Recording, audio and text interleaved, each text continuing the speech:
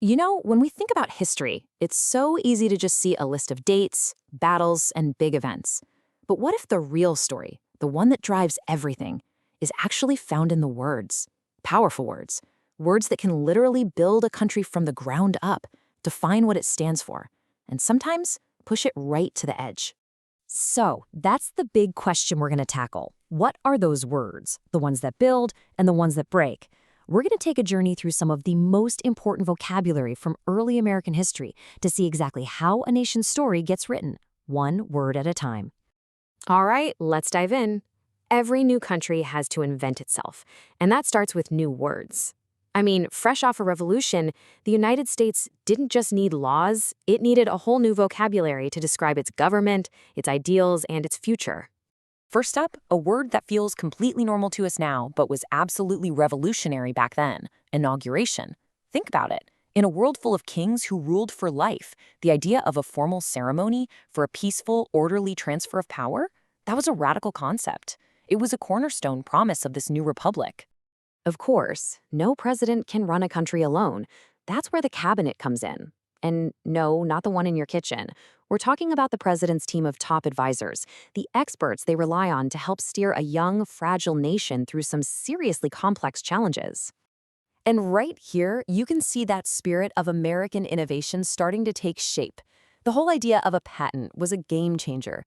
By legally protecting an inventor's ideas, it basically lit a fire under creativity and kicked off this long-standing American love affair with invention and technology that would power the Industrial Revolution. So as the nation starts to grow, it's not just dealing with threats from other countries. As it turned out, the most dangerous challenges, the deepest divisions, were brewing right at home. Out on the world stage, the U.S. had to constantly prove it was a legitimate nation. The British practice of impressment, which was basically kidnapping American sailors off their ships and forcing them into the Royal Navy, was a huge slap in the face. It was a direct attack on American sovereignty and a major source of tension. So what do you do if you're a young country without a massive military? You fight with money. An embargo, which is a ban on trade, became America's weapon of choice. It was a way to put economic pressure on countries like Britain, showing that the U.S. was learning how to flex its muscles on the global stage. And now we get to the core of the problem. You've got these two powerful competing ideas on a collision course.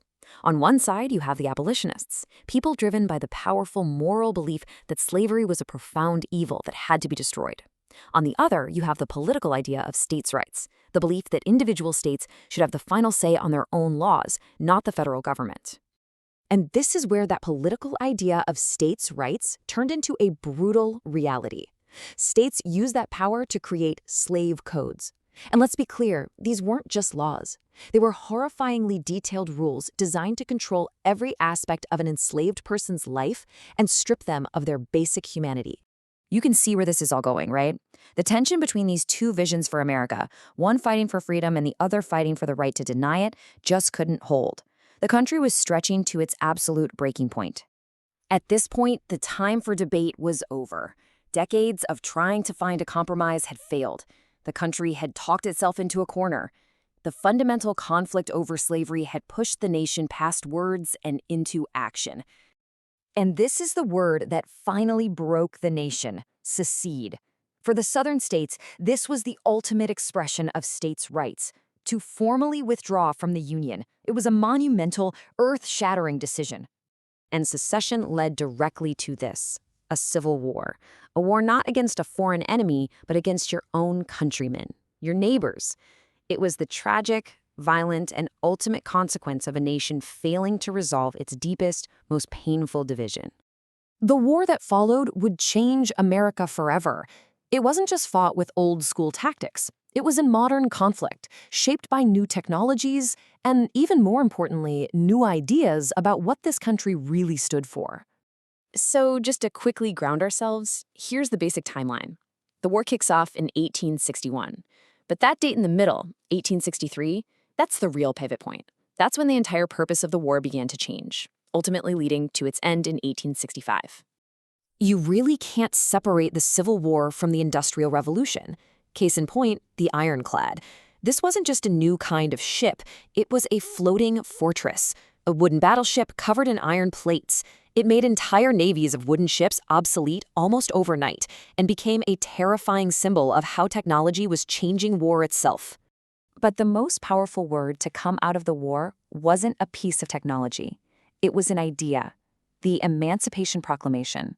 Yes, technically it was a military order issued by President Lincoln, but it was so much more than that. It was a profound moral statement that completely transformed the war. It was no longer just a war to hold the country together. It was now a war to end slavery. It redefined the very soul of America.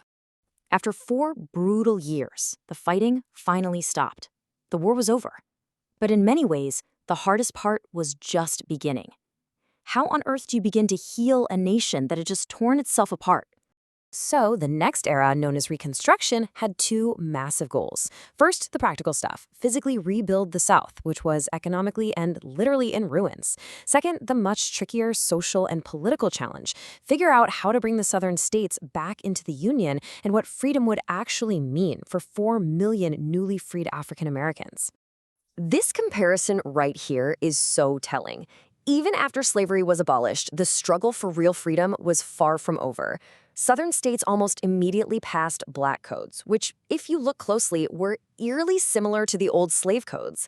They were all about limiting the rights of African Americans and essentially trapping them in a new system of control. This led to a new economic system that, unfortunately, looked a lot like the old one: sharecropping. It often ensnared formerly enslaved people in a brutal cycle of debt. They'd rent land, often from their former owners, and have to give up such a large portion of their crops as payment that it was nearly impossible to ever get ahead. So what's the big takeaway from all of this? Well, we've seen that words of unity, words like inauguration and patent, can create a nation, but words of division can absolutely break it apart. The consequences of these words, these big ideas, they don't just go away. They echo through generations. And it shows that the struggle to define what freedom truly means is a continuous, ongoing process. And that brings us right here to today.